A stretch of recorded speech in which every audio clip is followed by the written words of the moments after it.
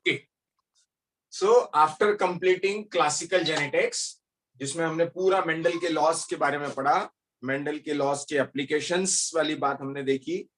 If by applying Mendel's laws it was eugenics, am I right? It was eugenics. Then euphonics and euthanics was based on some advanced biotechnology and based on some social campaigning. Perfect. Classical genetics में जिसे factor कहा गया था, element कहा गया था, that was actually उसका physical basis. Modern जेनेटिशियंस ने बताया कि उसका फिजिकल बेसिस इज क्रोमोसोम.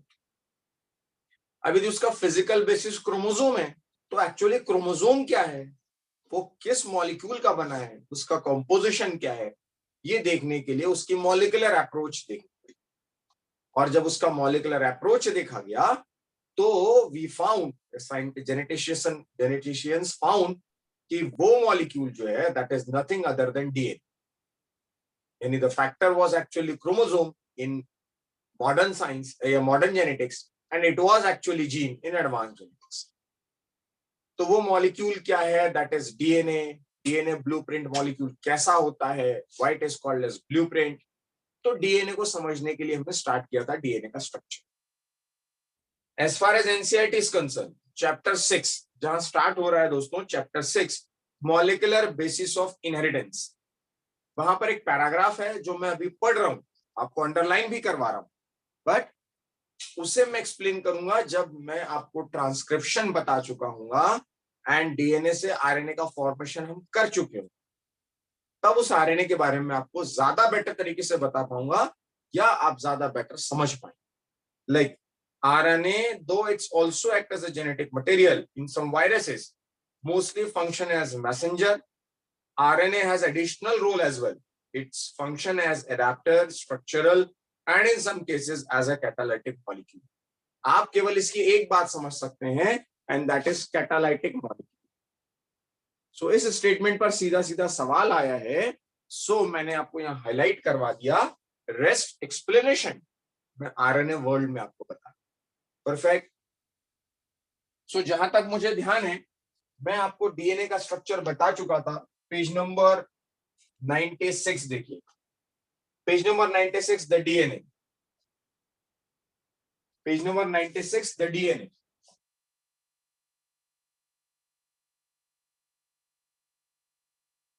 और कल हम इसकी काफी कुछ बातें देख चुके थे कि deoxy ribo nucleic acid, right, और प्राइमरी स्ट्रक्चर और सेकेंडरी स्ट्रक्चर भी हम लोग देख चुके थे. कुछ एनसीईआरटी स्टेटमेंट्स को देख लेते हैं बच्चों. जहां डीएनए लिखा है उसको लिख देंगे वैभव. वैभव क्या कहना चाह रहे हैं? सर वो कैटालाइटिक मॉलिक्यूल क्या होता है? वैभव नहीं आवाज आई. कैटालाइटिक मॉलिक्यूल क्या होता है सर? कैटालाइटिक, कैटालाइसिस मतलब तुम्हें पता है कैटालाइसिस क्या होता है? नहीं सर. ओहो, फिर तो क्या ही 11 पढ़े हो गए वो. कैटालाइटिक होता है बेटा एंजाइमेटिक एक्टिव वाला, जो कैटालिस्ट की तरह काम करता है, रेट ऑफ रिएक्शंस को बढ़ा सकता है, as good as an enzyme. Vaibhav. Okay, Natasha are you okay there? Sir.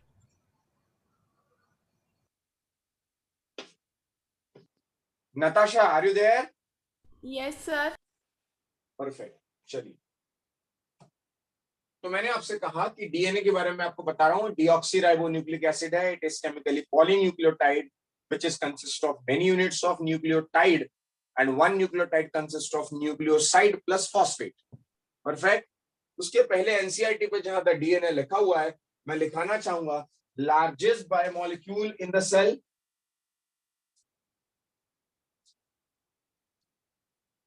Largest biomolecule. एक और मैं लिखा चुका था आपको, negatively charged. I hope everyone can understood negatively charged. और शायद आप लोग इस बात से भी इत्तेफाक रखें, डेक्स्ट्रो रोटेटरी, क्योंकि है तो पेंटोस शुगर, तो कहीं ना कहीं उसका लीवो रोटेटरी या डेक्स्ट्रो रोटेटरी तो होगा ही होगा. Doctor Aditi Das, do you know what are dextro rotatory and levo rotatory? No, sir. Do you know D and L isomers, Dr. Das? Yes, sir. What are D and L isomers?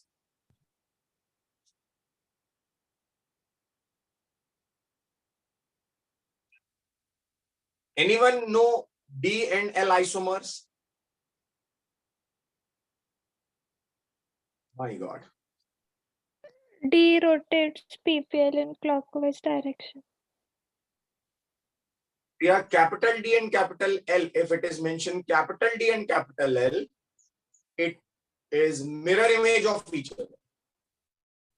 Capital D and capital L isomers are mirror image of each other. Small d and small l can rotate in right and left hand direction, या clockwise and anti-clockwise. So if it is written sugar के आगे, किसी sugar के आगे capital D capital L लिखा है, they are the mirror image of each other. Small d small l लिखा है तो they are optical isomers. Priya, understood? Yes, sir. हम जिस sugar की बात कर रहे हैं वो कौन सा है? Dextro rotatory. Understood? Okay. Then there are some questions, statements given. Length of DNA is usually defined as, better to share the screen and explain you, because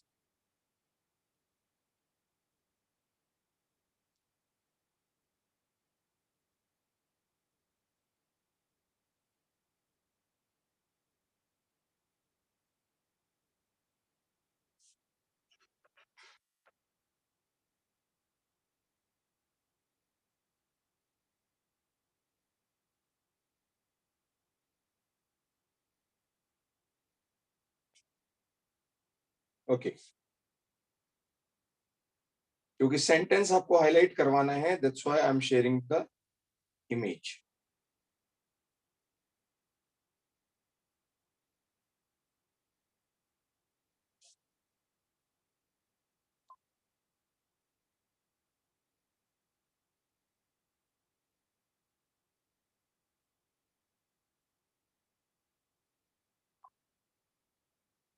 Okay, screen is visible. Amrita, Sneha. Yes, sir.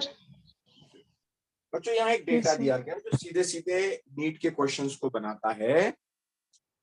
मैंने आपको लिखवा दिया largest biomolecule, negatively charge, dextrorotatory, है ना. और DNA की जो length होती है, न्यू स्टूडेंट, डीएनए की जो लेंथ होती है that is considered as the number of nucleotides. DNA की लेंथ एंगस्ट्रॉम में बताई जाती है, उसमें नंबर ऑफ न्यूक्लियोटाइड्स बताए जाते हैं. जैसे कितने बेस पेयर है भाई, 200 base pairs, 30 base pairs, 34 base pairs, 10 base pairs. तो based on number of base pairs their length is actually calculated. वो अभी मैं आपको सेकेंडरी स्ट्रक्चर में बताऊंगा. परफेक्ट. उसके बाद कुछ डेटा दिया गया है, लाइक एग्जांपल बैक्टीरियोफाज. एक क्या है, बैक्टीरिया है या वायरस है? Bacteriophage virus. Virus. Very nice. Bacteriophage, phage मतलब खाने वाला, बैक्टीरिया पर फीड करने वाला is a virus, is not a bacteria. Bacteriophage जिसका नाम है 5174 इज अ बैक्टीरिया. 5174. उसके पास टोटल न्यूक्लियोटाइड्स हैं 5386. और बैक्टीरियोफाज लैम्बडा उसके पास है 48,502. Escherichia coli called as E coli, उसके पास है 4.6 into 10 to the power 6 base pairs. और अपना ह्यूमन डीएनए कंटेंट यदि आप देखें haploid, that means I am talking about 23 chromosomes, not 23 pairs, because haploid content लिखा है. So the haploid content of human DNA is 3.3 into 10 to the power 9 base pair. Can you imagine? इतना base pair, इतना ज्यादा base pair है आपके haploid content में. आप यदि इसको डिप्लॉइड कंटेंट कर लो तो that will be 6.6 into 10 to the power 9 base pairs. And 10 to the power 9 base pairs, can you imagine? और दो बेस पेयर के बीच का डिस्टेंस यदि मैं अभी आपको बताने जाऊं, एनीवन नोस, जो 11th का याद आ रहा हो, the distance between two base pair 3.4 angstrom. और ऐसे 10 to the power 9 base pair. So it's such a long polymer. So please understood, please highlight this data and then we'll switch to okay, so structure of polynucleotide chain I already told you. मैं अब आपको बता रहा हूँ secondary helical structure, जिसमें बहुत सारे questions आपके सॉल्व होने वाले. परफेक्ट. तो अपने सामने ओपन रखिएगा page number 96 and 97.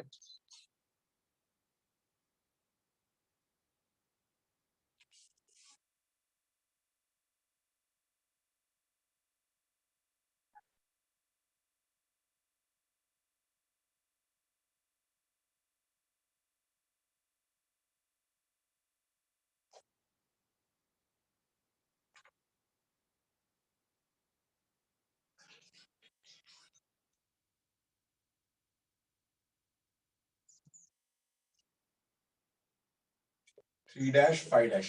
Primary structure, I need not to tell you. Natasha, am I right? Yes, sir. Primary structure मैं आपको कल बता चुका हूं बच्चों, तो उसको फिर से बनाने की जरूरत मुझे नहीं लगती.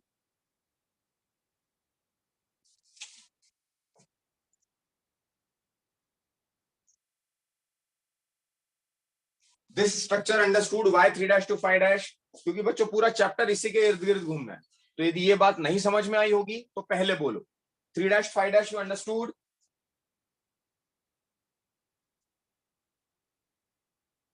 अरे understood. Yes, Yes, sir. I should write Sneha anti-parallel.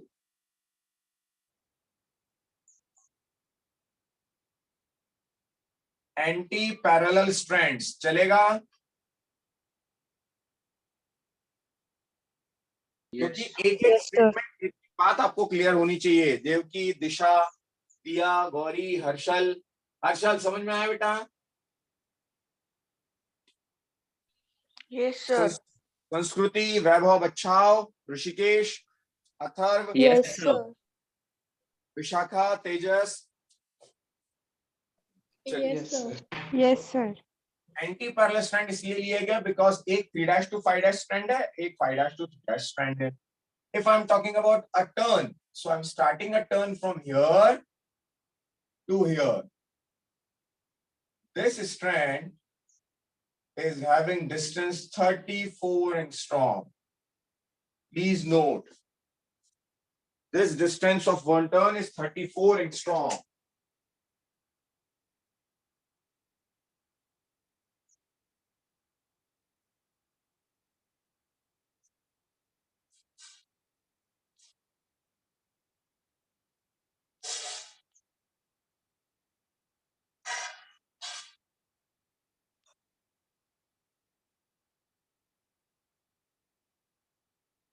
Noted? Now, the distance, the one turn contains how many base pairs? 10. 10 pairs. पर 10 बेस पेयर्स. गिनती के 10 ही बेस पेयर बनाइए बीच में.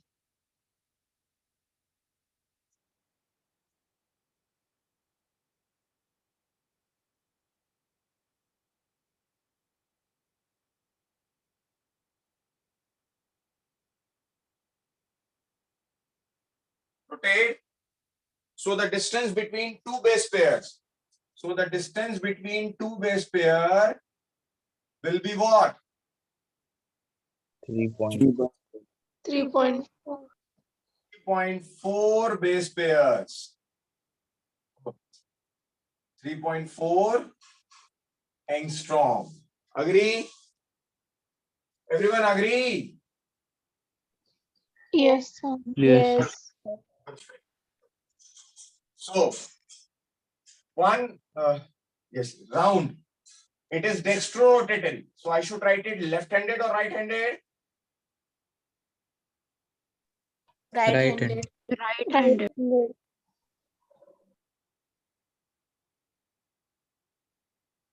So the turn is right-handed.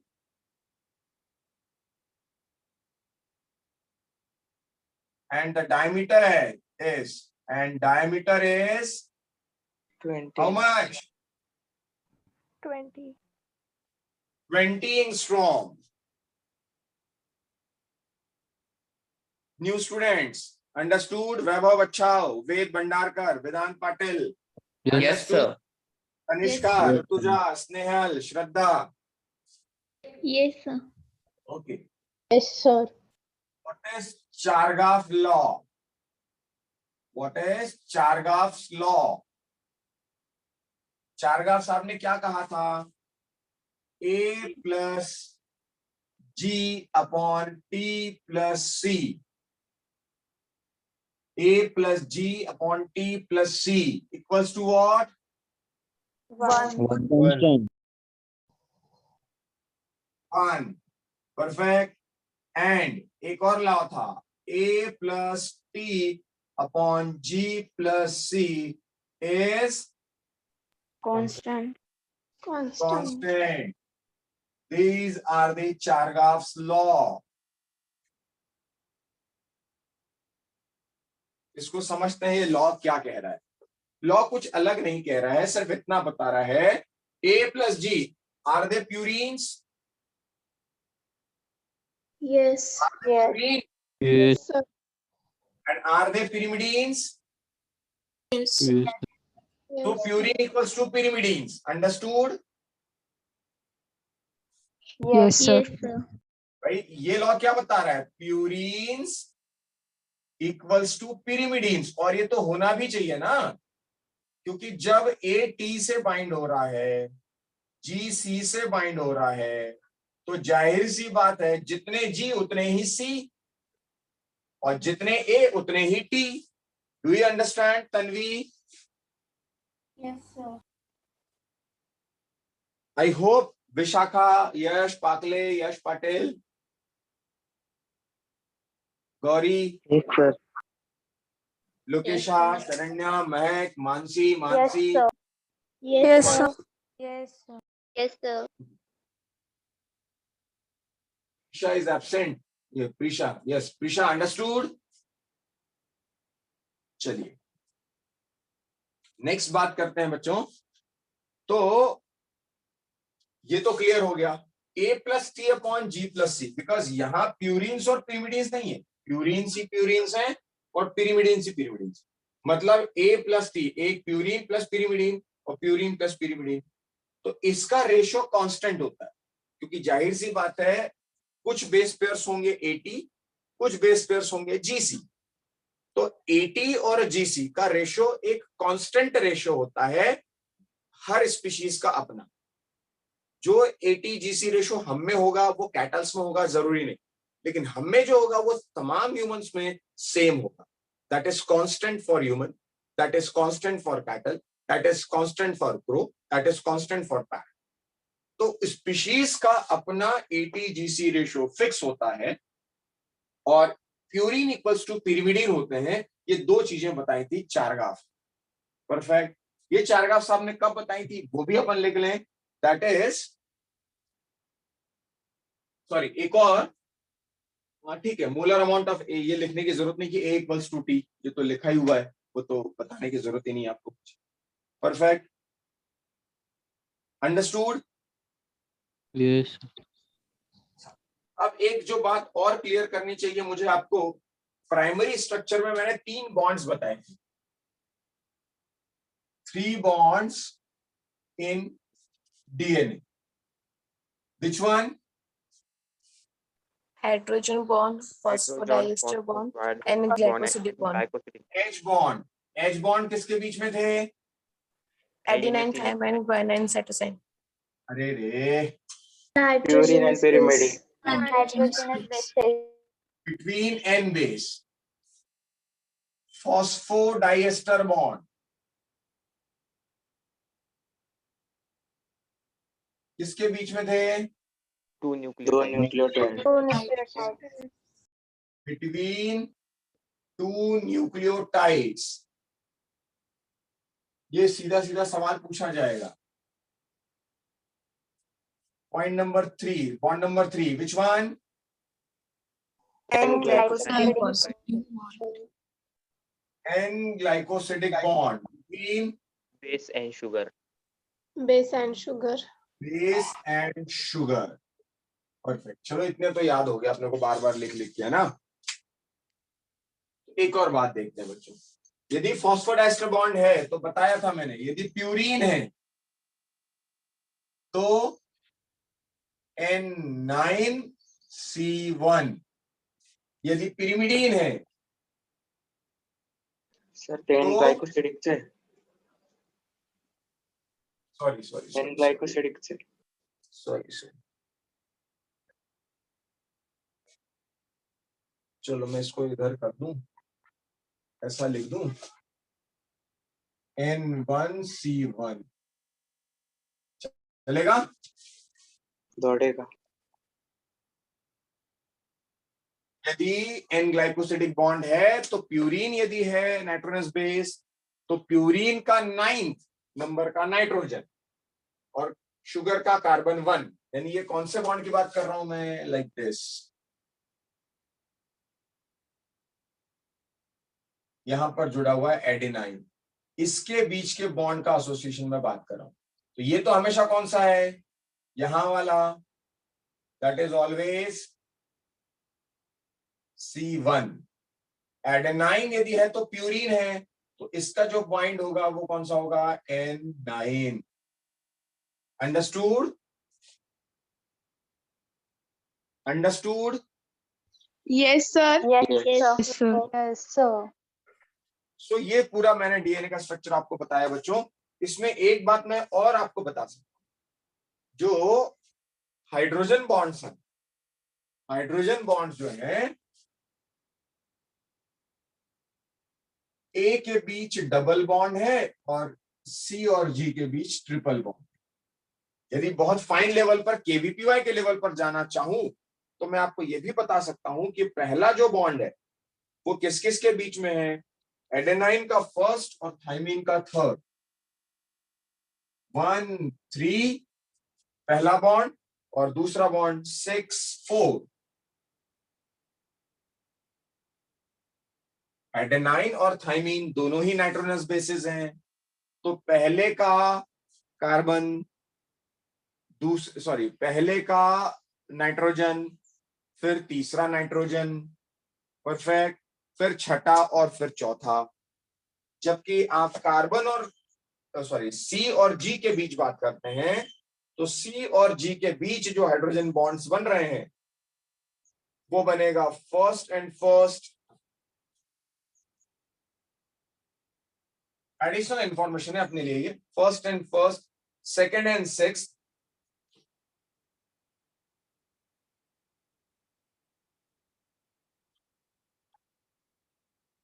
One 1 6 2 2 6। उधर पे 3 hydrogen bond है, किस किस पोजीशन पे है, तो 1 1 6 2 2 6। और इधर पे डबल हाइड्रोजन बॉन्ड है तो किस किस के बीच है, 1 3 6 4। Understood? Yes, sir. Yes, sir. और ये इसलिए भी हो रहा है क्योंकि मैंने आपको ये भी बताया है कि प्यूरीन जो है इट इज 9 मेंबर्ड रिंग, जबकि पिरिमिडीन जो है इट इज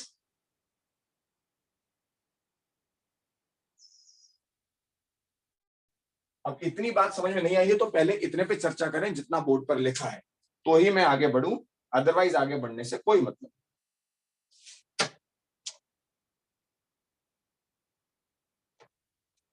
चेक कर लीजिए, कोई भी स्टेटमेंट ऐसा हो, तनिष्का, ऋतुजा, तो बेटा पहले बताओ, लोकेशा। आगे बढ़ने से कोई मतलब नहीं क्योंकि आगे की सारी कहानी इसी पर डिपेंड है। जितना बोर्ड पर लिखा है बहुत ध्यान से समझो, नहीं समझ में आ रहा तो बिंदास बोलो। Yes, sir. Anushka, understood? Yes, sir.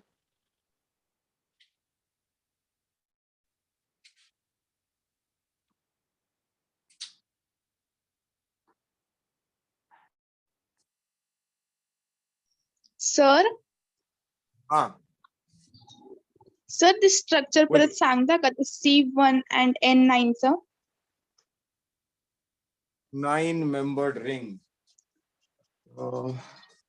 Anyone have 11th NCERT? because इन्होंने 11th नहीं पढ़ा है, उसके लिए मुझे वो स्ट्रक्चर बताना पड़ेगा। Yes, sir.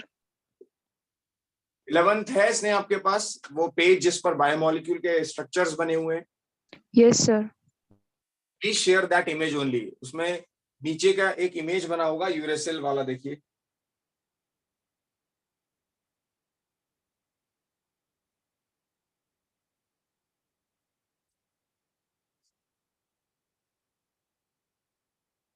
किसी के पास भी हो तो शेयर करो वो इमेज, केवल नीचे वाली वो 3 image uracil.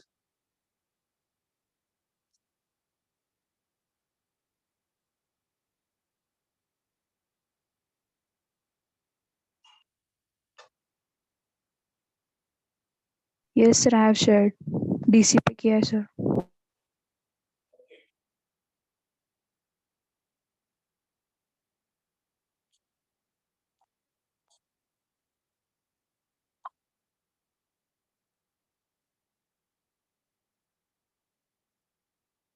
Not share. DC number पे शेयर करो बेटा। शेयर किया आपने? नहीं किया स्नेहा? Yes, sir. किया है. डीसी नंबर पे शेयर किया है? हाँ, sir. नहीं बेटा, neither I received it on DC number nor I received it in personal number.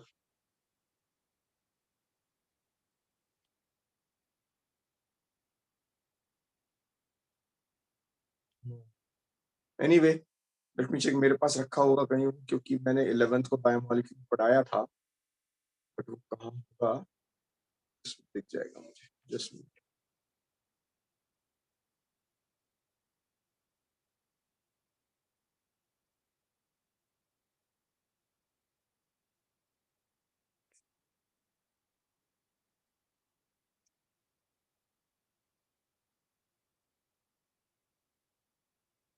Sir मैं शेयर करूँ फिर से?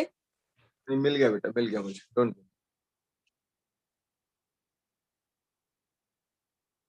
Okay Natasha, screen is visible? Yes, sir. Can you see the adenine is written somewhere? Purine, adenine. Yes, sir. How many rings are there? 1 or 2? 2 rings. 2 rings. मतलब purine is double ring structure. Agree? Yes. And total corners are C. Are they 9? हाँ, yes, sir. 9. And उसके नीचे uracil. Uracil is pyrimidine. Pyrimidine is single ring structure. Yes. How many members? 6 membered. Yes. So purine is 9 membered ring and pyrimidine is 6 membered ring. Now you understood? Yes, sir. Thank you. Perfect.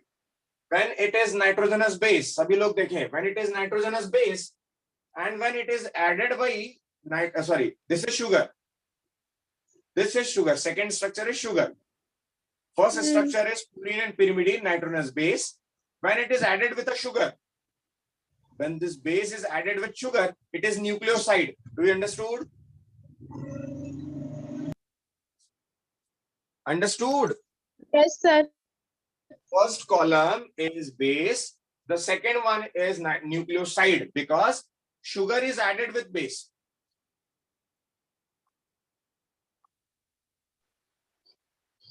These are the nitrogenous base. Agree? Yes. One is 9 membered, another is 6 membered. Agree? Yes. When it is added with this sugar, because this is sugar and uracil, this is sugar and adenine. Agree? Yes, sir. Then it becomes nucleoside. But when phosphorus is added, then it is what? Nucleotide. Nucleotide. Understood? Yes, sir. अच्छा हुआ नताशा ने पूछ लिया, क्योंकि मैं समझता हूँ 50% जनता को आज समझ में आया हूँ। Anyways, I hope you understand and चलिए आगे बढ़ते हैं।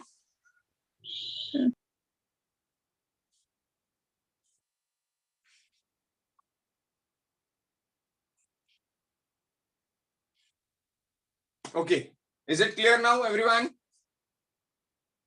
Yes, sir. Yes, sir. Yes, sir. Perfect. संस्कृति जयवाले, any doubt? No, sir. चलिए perfect. आगे बढ़ते हैं बच्चों। अब इस पर बेस कुछ क्वेश्चंस न्यूमेरिकल्स आ सकते हैं which is expected in KVPY, not in NEET, but anyways still we should solve those questions.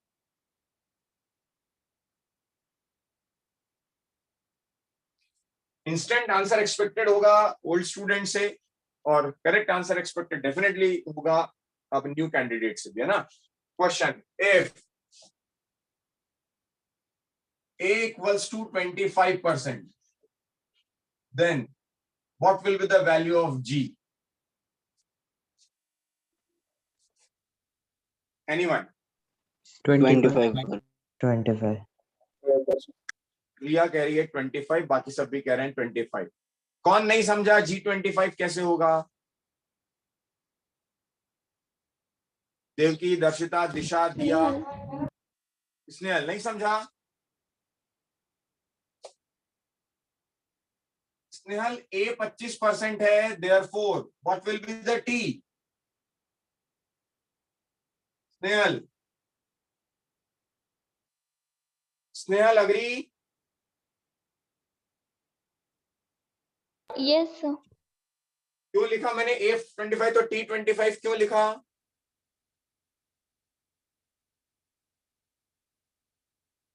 Snehal बोलो बेटा फटाफट. Purines is equal to pyrimidine. अरे प्यूरिन पीरियडिन का क्या है? A इक्वल्स टू T ना बेटा, जहां पर A होगा वहां T भी होगा ना. Agree? Yes, sir. Yes, sir. तो जब A 25 T 25 तो क्या मैं ये लिख सकता हूं कि A plus T equals to 50? Unmute रहिए, फटाफट Yes, बोलिए sir. Yes no. Aditi, understood? Yes, sir. So should I write G plus C equals to 50%? Should I? Yes, sir. Yes, sir. So should I write G is equal to 25%? Yes, sir. Yes, sir. Perfect. Yes, sir. Question number 2. If C equals to 10%, then what will be the purine? How much will be the purine? Instant. 80%. 80%. Because C equals to 10. तो G कितना होगा? 10. 10. तो total कितना हुआ? 20. Pyrimidine नहीं, अभी तो ये हुआ कि 20, उसको 20 करने की जरूरत नहीं है. C10 है, C पिरिमिडीन है, C10 तो G10, CG10 तो A प्लस T कितना हुआ? A प्लस T कितना हुआ? 80. तो A कितना हुआ? 40. 40%. आपसे क्या पूछा गया था? प्यूरिन. प्यूरिन कौन कौन होता है? A plus G. A plus T. A plus G equals to 50%. Priya madam, क्या ही चल रहा है कैलकुलेशन? अरे क्या ही कर रही है प्रिया, समझा? हाँ सर. मैं कहता ना ओल्ड स्टूडेंट से एक्सपेक्टेड होगा कि इंस्टेंट और करेक्ट आंसर आए. ये स्टेटमेंट कौन नहीं समझा? Answer me. बच्चों फटाफट बोलिए, नहीं तो मैं आगे बढ़ जाऊंगा. चलिए, आप नहीं बोलेंगे तो मुझे आगे बढ़ना है. Question number 3.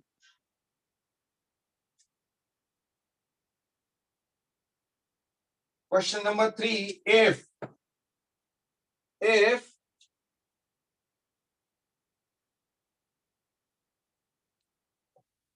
length of DNA is 680 angstrom, यदि डीएनए की लेंथ 680 एंगस्ट्रॉम है, Aditi Das number of bonds बताइए. Aditi Das, total number of bonds बताइए।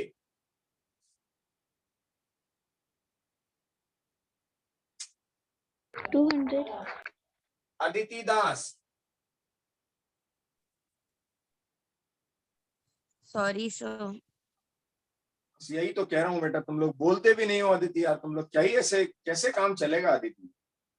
मैं पूछ रहा हूँ, चीजें समझ में आ रही हैं भाई? डीएनए की लेंथ 680 एंगस्ट्रॉम है, शरण्या कह रही है 200, प्रथमेश कह रहे हैं 200। लेट्स चेक कितने बॉन्ड्स होते हैं टोटल। यदि लेंथ 200. ऑफ डीएनए 680 एंगस्ट्रॉम है, 34 एंगस्ट्रॉम होती है तो 10 बेस पेयर।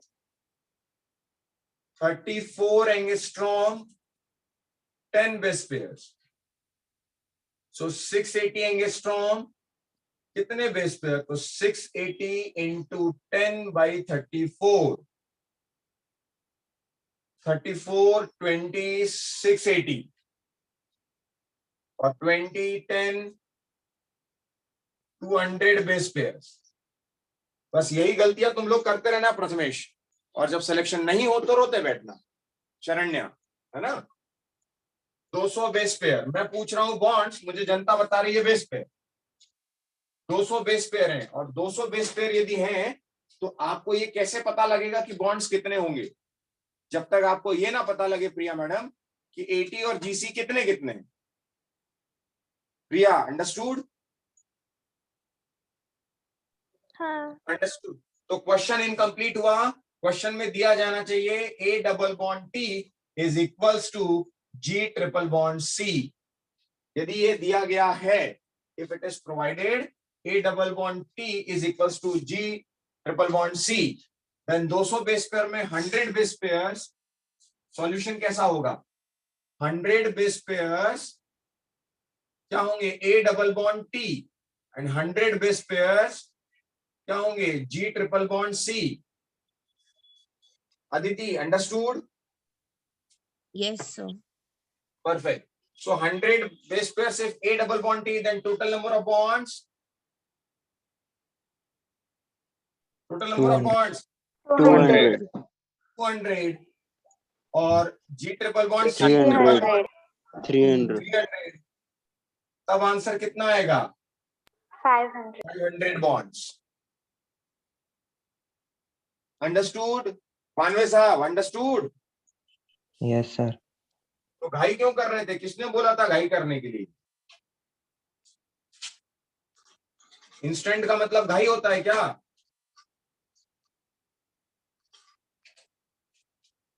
पानवे साहब, नहीं सर। हाँ, चलिए आगे बढ़ते हैं। एक और question, doctor Aditi Das, be ready for the answer. Okay, one more question is question number 4।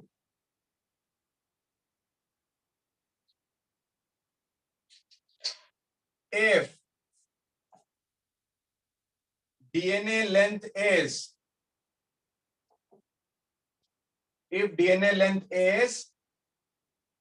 6,800 angstrom, then number of bases, Aditi, Sir, 80 is equal. Yeah? 200.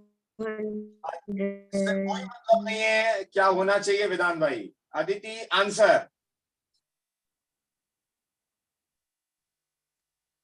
200 base कह pairs. रहा है, 4,000 कह रहा है। हाँ अदिति बोलो।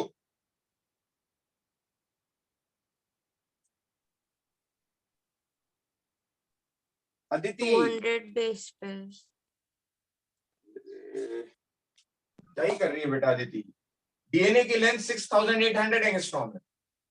34 angstrom 10 base pairs 2000 sir. 34 angstrom 10 base pairs, therefore 6,800 angstrom. Aditi, how many base pairs?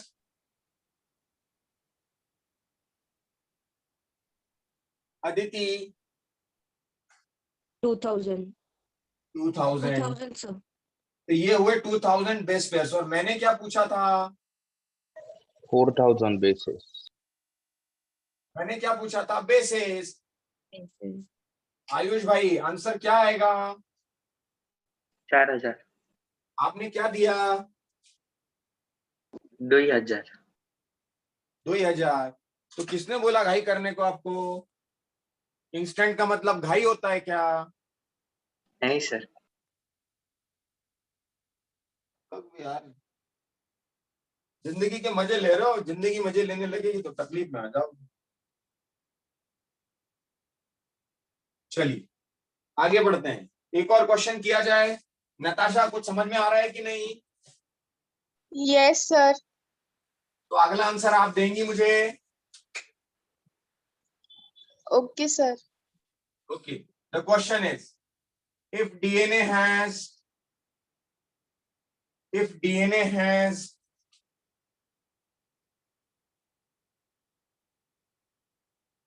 2000 base pairs, if DNA has 2000 base pairs and A double bond T is equals to G triple bond C, then the length of DNA, कोई नहीं बोलेगा, नताशा बोलेंगी केवल।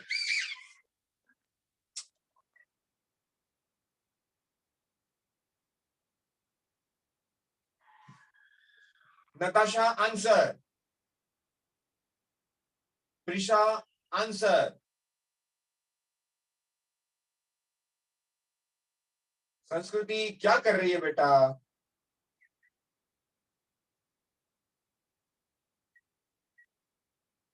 Prisha, Gauri, Riya answer. Rudraksh Swami ji, Snehal Mahajan क्या ही कर रही है?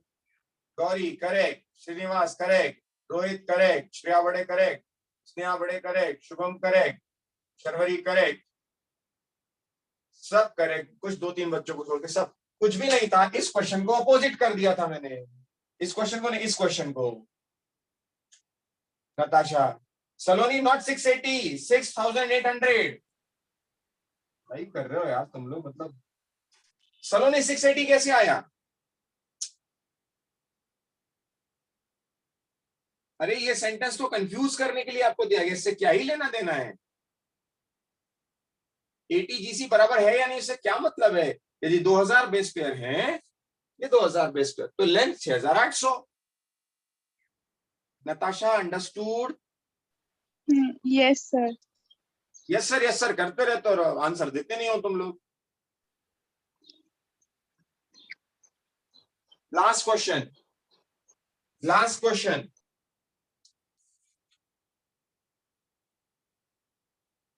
Question 6, if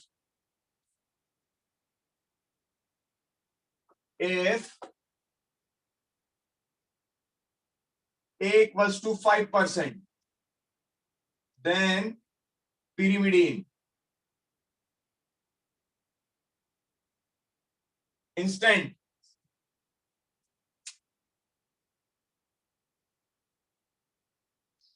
pyrimidine percentage 50%. Ayush कह रहे हैं 55। 50%।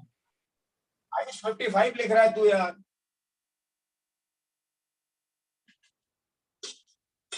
गजब कर रहे हो यार। कितना भी कुछ दिया जाए, प्यूरिन और pyrimidine हमेशा कितना परसेंट रहेगा? 50. अंडरस्टूड? चलिए, going to share the image. 2 minute के लिए बोर्ड पर देखिए, फिर मैं आपको कुछ अंडरलाइन करवाऊंगा सेंटेंसेस। प्लीज चेक, बोर्ड पर छोड़ रखा है मैंने, नहीं समझ में आया तो अभी बताइए।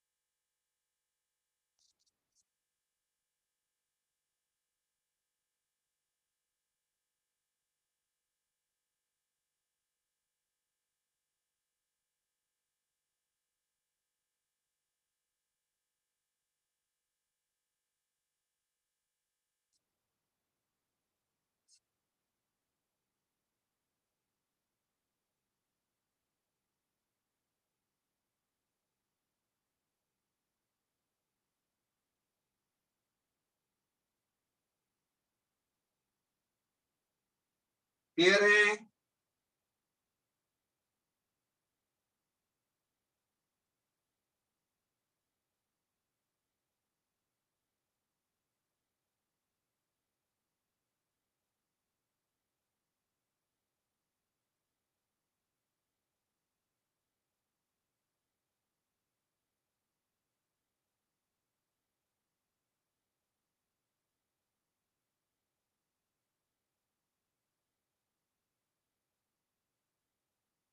क्लियर है बच्चों? Yes, sir. Yes, sir. Yes, sir. Page number 97 की यदि मैं बात करूं तो पेज नंबर 97 पूरा ही मुझे शायद शेयर करना पड़ेगा, इतना इंपॉर्टेंट पेज है पेज नंबर 97।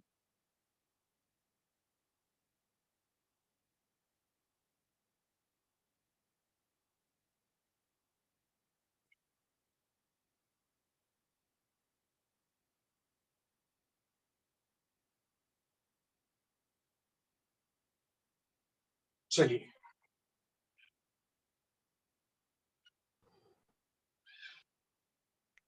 सर। हाँ बोलो। सर सर, जी और सी के बीच में ट्रिपल बॉन्ड है और ए और टी के बीच में डबल बॉन्ड है, और को अफेक्ट नहीं होगा सर उन दोनों में का डिस्टेंस? इस क्वेश्चन के लिए बोल रहे हो रोहित? नहीं सर, जी और सी में ट्रिपल बॉन्ड है तो फिर उन दोनों में कम हुआ और टी के में।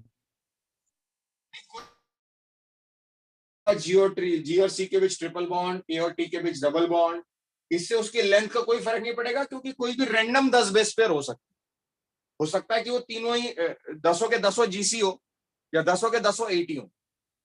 इससे कोई फर्क नहीं पड़ता कि 34 एंगस्ट्रॉम कम या ज्यादा होगा। रोहित? Yes sir.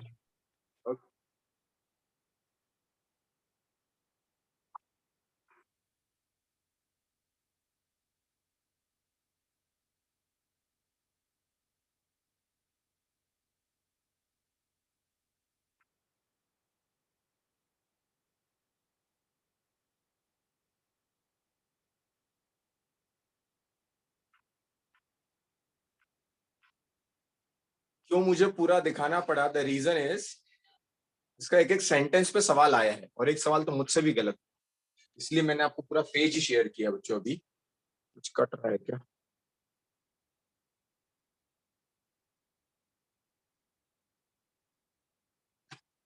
बच्चों देखिए, आप तो उसको पढ़ते सर पढ़ते वो अंडरलाइन, इमेज शेयर कर दीजिए ना, कौन सी बोल्ड की। कोड की कर दे रहा हूं ना। पहले ये अभी स्क्रीन शेयर हुआ कि नहीं हुआ? हाँ सर हुआ है। Yes, sir. हाँ, इसको इसको रीड करो और एक भी सेंटेंस कहीं डाउट आ रहा है तो इंस्टेंट बोलो प्लीज।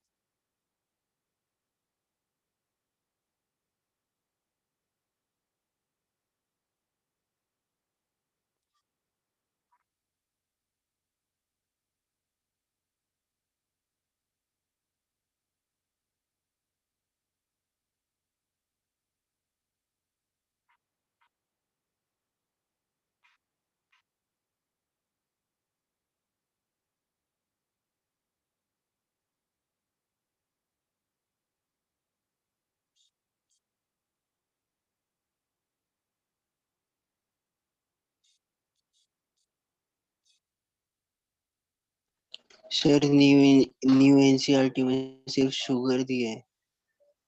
कहां पर? First line 5 end of sugar. ठीक है, नो प्रॉब्लम। वो तो शुगर वैसे भी राइबो शुगर है, कोई दिक्कत नहीं।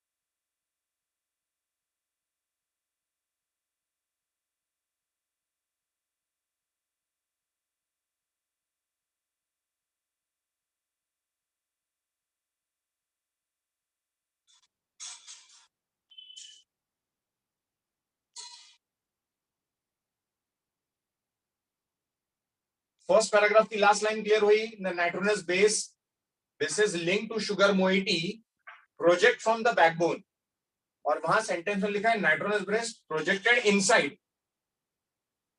ये स्टेटमेंट क्लियर हुआ सबको? आयुष, लोकेशा,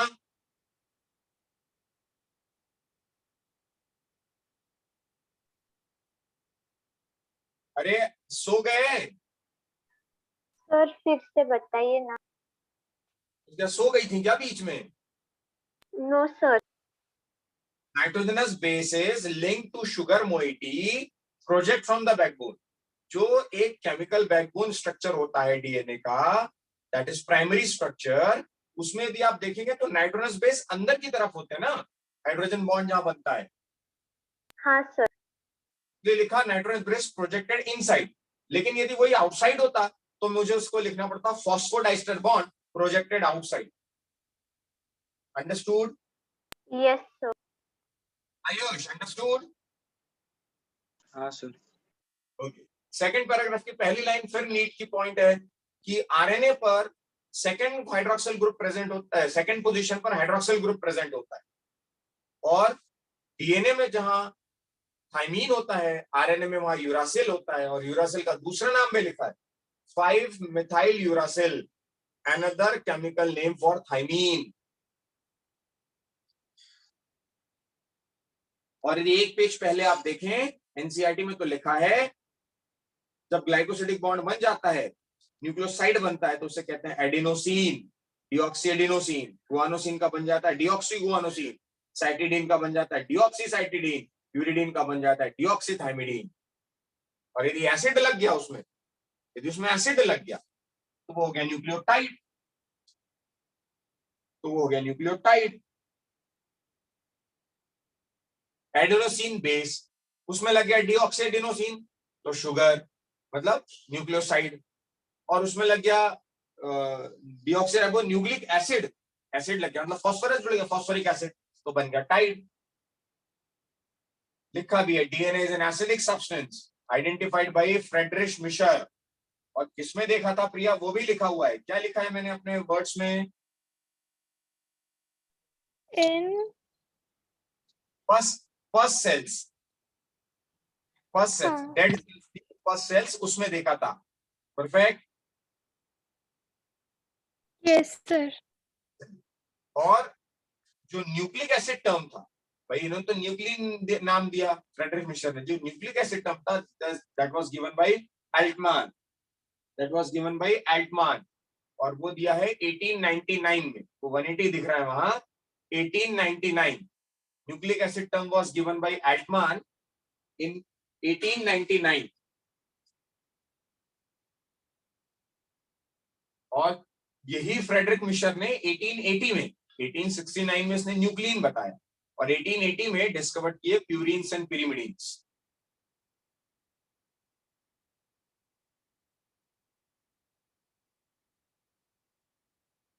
सलोनी noted, Rutuja, Yes, Tanishka, sir. Sharanya noted, Yes, sir. Yes sir. Prisha, Priya, Riya noted, Vaibhav, Viraj, Vedant, Omkar. Yes sir. Yes Yes, sir. sir. उसके बाद एक लाइन बड़ी काम की है, however due to technical limitation in isolating such a long polymer, इतना लंबा धागा इंटैक्ट निकालना मुश्किल था, so the elucidation of structure of DNA remained elusive for a very long period of time. It was only in 1953 James Watson and Francis Crick, इन दोनों ने देखा, लेकिन जिस टेक्निक से देखा वो बनाने वाले कौन थे? Morris Wilkins and Rosalind Franklin, based on X-ray diffraction produced by Morris Wilkins and Rosalind Franklin. इसलिए जो नोबेल प्राइज मिला वो विल्किंस, वॉटसन और Crick, Wilkins, Watson and Crick, Nobel prize in 1962, जो डबल हेलिक्स मॉडल प्रपोज किया गया। Sir DNA को Watson and Crick model भी बोलते हैं। हाँ, Watson Crick model, double helix structure को वॉटसन क्रिक मॉडल कहते हैं।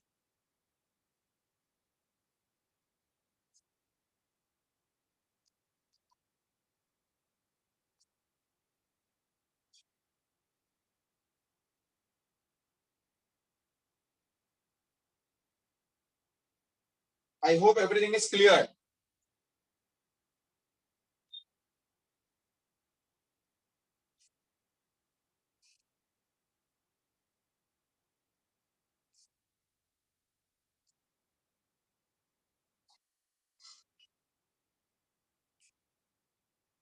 इस पर बनने वाले questions it's absolutely unavoidable.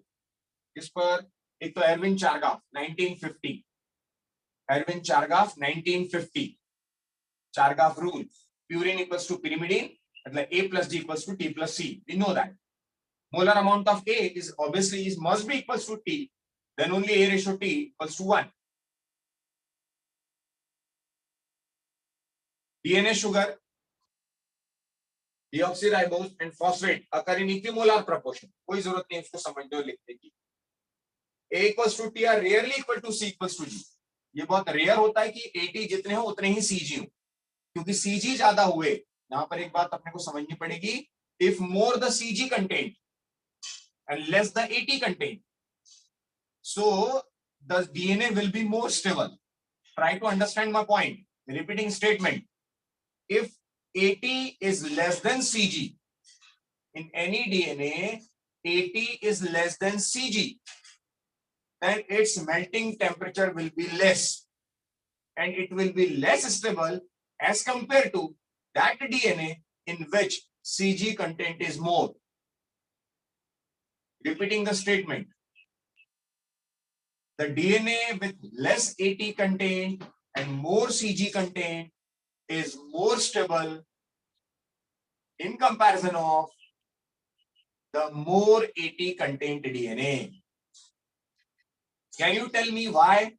Anyone? 3 hydrogen bond है तो ज्यादा स्टेबल है. Perfect. Because CG has 3 hydrogen bonds which need more energy to break and to get unstable. So if CG is more, DNA is more stable and the melting temperature is more. किसी भी DNA में ये बहुत rare होता है कि दोनों equal हो, अदरवाइज AT या CG कम या ज्यादा होते ही हैं. और वही लिखा है A plus T upon G plus C is variable but constant for a species. Salient features of DNA double helix. First point clear है?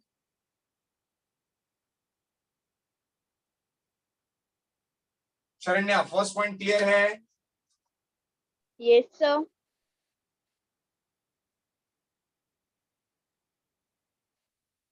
प्रिया कोतावड़े, हर्षल महाजन, फर्स्ट पॉइंट क्लियर है? Yes, sir. Yes, sir.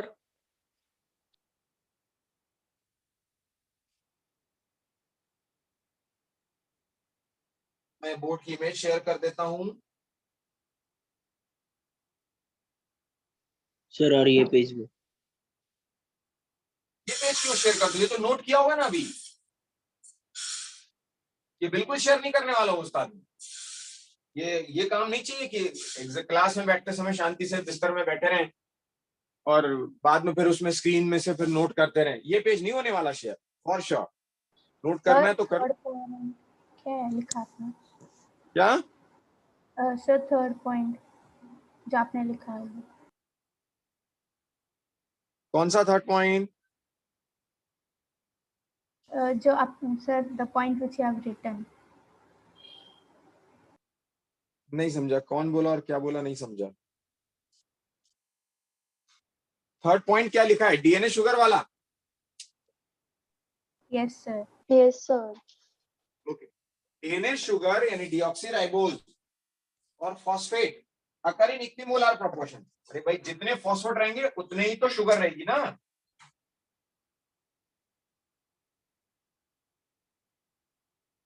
अरे जितने शुगर होंगे उतनी ही phosphate होंगे. Agree? Yes sir. Yes, sir. वही लिखा था.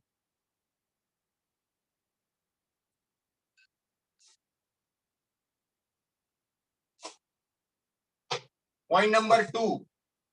पॉइंट नंबर 2 क्लियर है?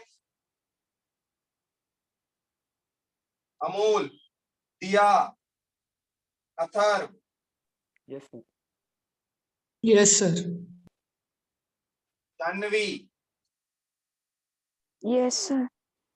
Pallavi, Prathamesh Jadhav, Yes, sir. Rashmi, Rohit, Sharvari. Point number 4.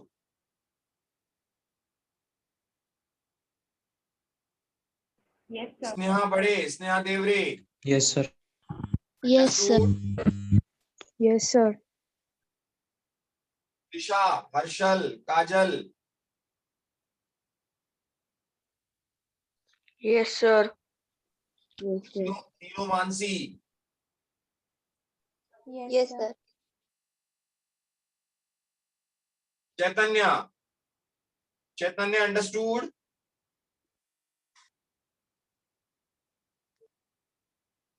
चैतन्य,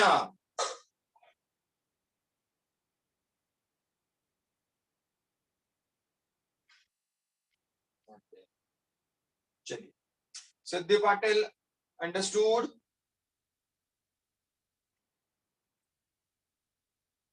चलिए कोई बात नहीं बच्चों, यहां लिखा हुआ है okay. sugar phosphate project inside nitrous based project inside anti parallel polarity 5' to 3' 3' to 5' बता दिया मैंने आपको. प्यूरिन हमेशा अपोजिट आएगा pyrimidine की, ये भी मैंने आपको बता दिया. यूनिफॉर्म डिस्टेंस दोनों के बीच में मेंटेन रहता है, ये भी बता दिया. As a result, always a purine comes opposite to pyrimidine. This generate approximately uniform distance between the two strands. यानी उनके बीच में इक्वी डिस्टेंस मेंटेन करने वाला hydrogen bond. Right-handed fashion, the pitch of the helix is 3.4 nanometer and roughly 10 base pairs. Please be on mute. Be on mute.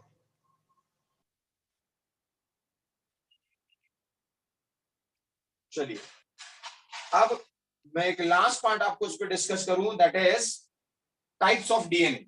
And types of DNA के लिए भी एक image share कर रहा हूं जो मैं एक्सपेक्ट करता हूं कि आप लोग भी, आपसे करूंगा शेयर में, डोंट वरी.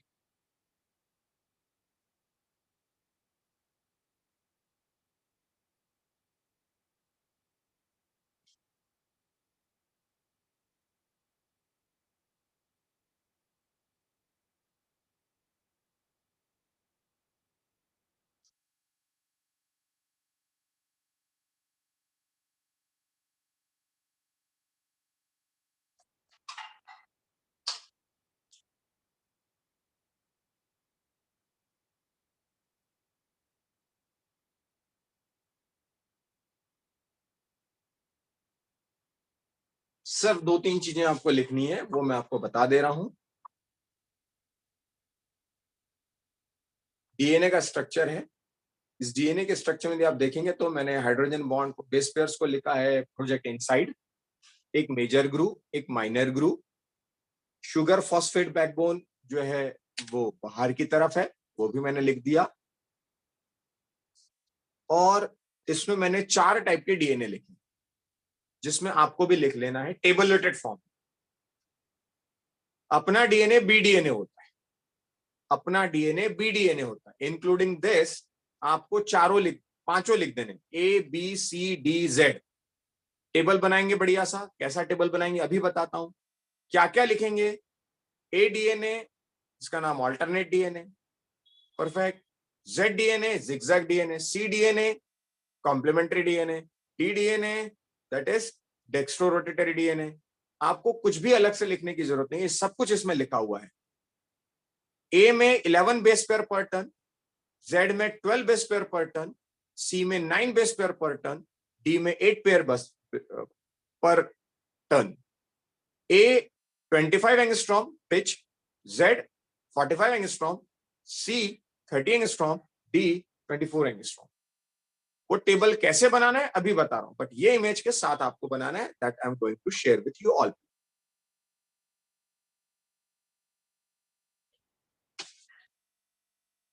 आपको करना क्या है? आपको एक टेबल ऐसा बनाना है जिसमें आप पहले लिखेंगे types of DNA, types of DNA, और आपके पास है A B C D Z. Perfect. फिर दूसरा लिखेंगे आप number of base pairs. Number of base pair. तीसरा लिखेंगे आप turn, number of base pair, फिर लिखेंगे turn. Perfect, number of base pair और टर्न और डिस्टेंस नहीं, मतलब ठीक है, बस इससे ज्यादा जरूरत ही नहीं।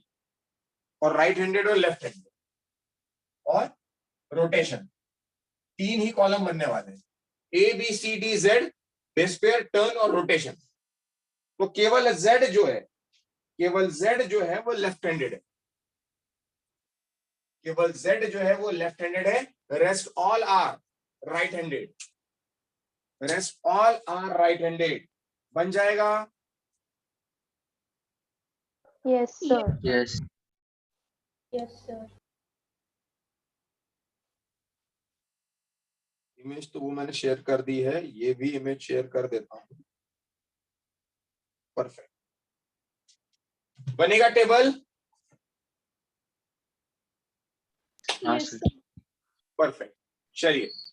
सो नेक्स्ट इसमें मैं आपको बताने वाला हूं बच्चों DNA packaging, DNA packaging.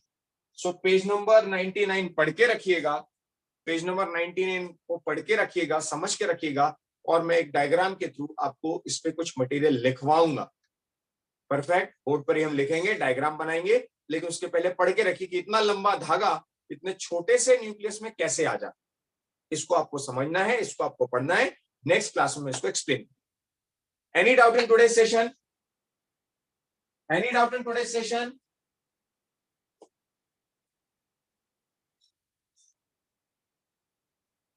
Any doubt in today's session? No, sir. No, sir. No, sir. So see you in the very next class. Till then इसकी प्रैक्टिस कीजिए, कुछ क्वेश्चंस मैं भेज के रखता हूं, उसकी भी प्रैक्टिस कीजिए और पढ़ के रखिए थोड़ा सा न्यूक्लियोसोम, तो ज्यादा बेटर समझ में आए। All the best.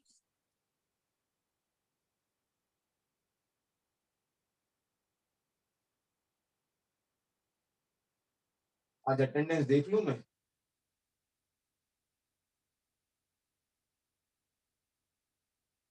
हाँ वेदांत बोलो।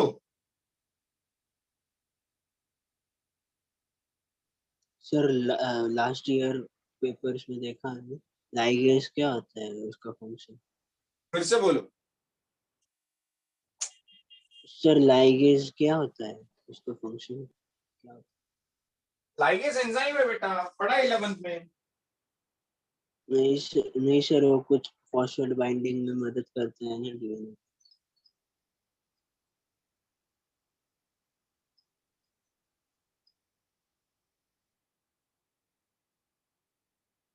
क्या बोले वेदांत, लाइगेज का क्या? लाइगेज फॉस्फेट बॉन्डिंग्स में मदद करता है ना डीएनए के, तो कैसे होता है? बायोकेमिस्ट्री में 11th में लास्ट ईयर एंजाइम पढ़ा है अपन ने वेदांत। हाँ सर। उसमें एक लाइगेज करके क्लास थी उसकी, हाँ सर। वो ज्वाइनिंग का काम करता था।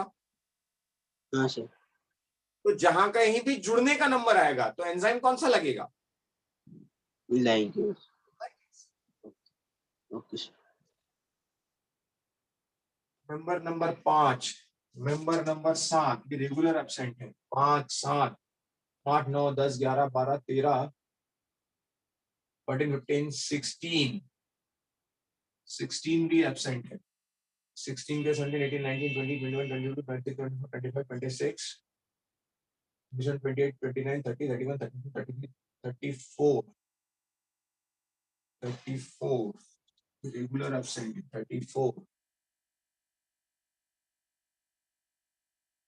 37, 38, 39, 40, 41, 42, 43, 44, 45, 46, 47, 48, 49, 49, 50, 50, 51, 51, 51। तन्मय शिरोड़े, कल एब्सेंट थे आप? No sir. कल एब्सेंट थे आप, क्योंकि मेरे पास एब्सेंट लगा हुआ है। ठीक है, okay, going to close the session. All the best.